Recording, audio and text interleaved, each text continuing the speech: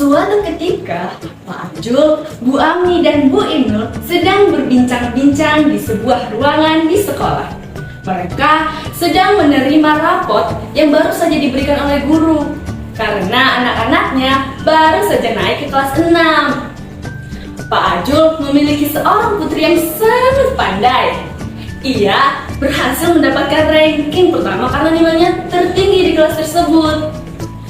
Nah, Pak Ajul pun pamer ke teman-teman yang lainnya, ke orang tua yang lainnya kalau anaknya mendapatkan ranking pertama. Namun, Bu Ami, dia berkecil hati karena putra kesayangannya tidak mendapatkan ranking bahkan 10 besar.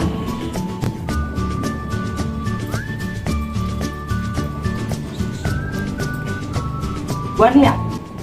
Dia kata ini lihat nih Bu, alhamdulillah anak saya juara 1 di kelasnya dan nilai-nilainya bagus-bagus semua loh. Bahkan lihat nih, yang ini matematika udah pelajaran yang paling sulit nilai 100 loh. Sikap-sikapnya juga semua A.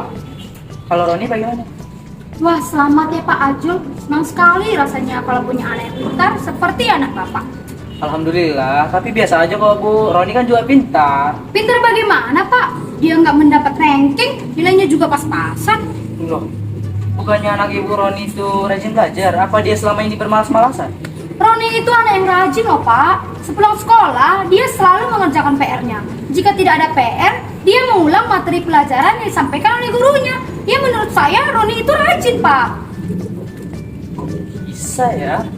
Apa ada yang janggal di sini?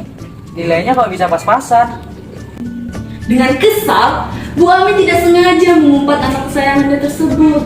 Dan tiba-tiba, Bu Inul yang sedang lewat juga tidak sengaja mendengar percakapan mereka. Ya karena anak saya itu bodoh Pak. Astagfirullahaladzim, kita nggak boleh ngomong kayak gitu Bu. Kan Roni juga udah berusaha semaksimal yang dia bisa.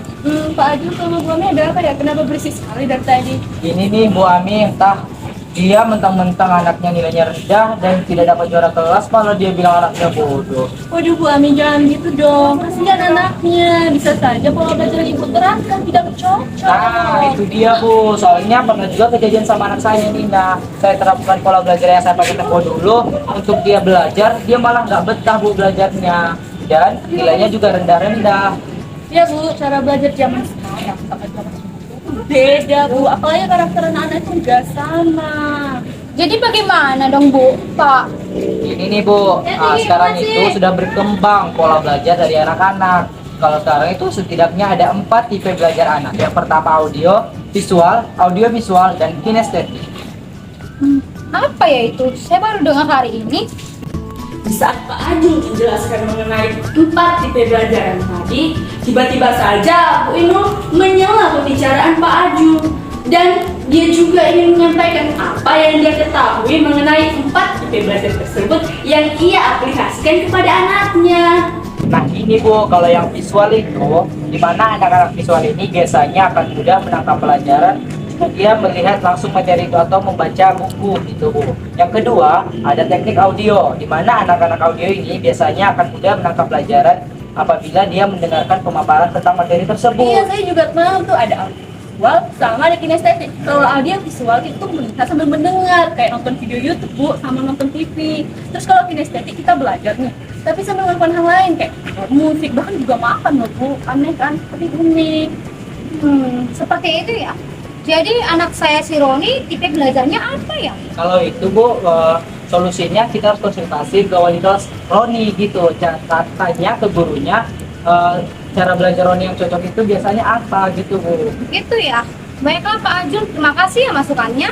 Ya Bu. Ya udah Bu, kalau gitu saya pamit duluan ya Bu, Pak. Terima kasih. Ya Bu, pulang sekalian. Ayo, mau ikut dong, hujan nih. Ayo. Jadi, jangan menganggap anak itu bodoh hanya karena dia tidak mendapat peringkat di kelasnya, meskipun dia sudah berusaha belajar.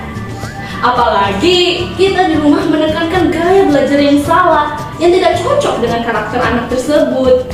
Nah, maka dari itu, guru beserta orang tua hendaknya saling berkomunikasi untuk menentukan bagaimana cara yang tepat agar anak tersebut bisa memahami pelajaran dengan lebih baik.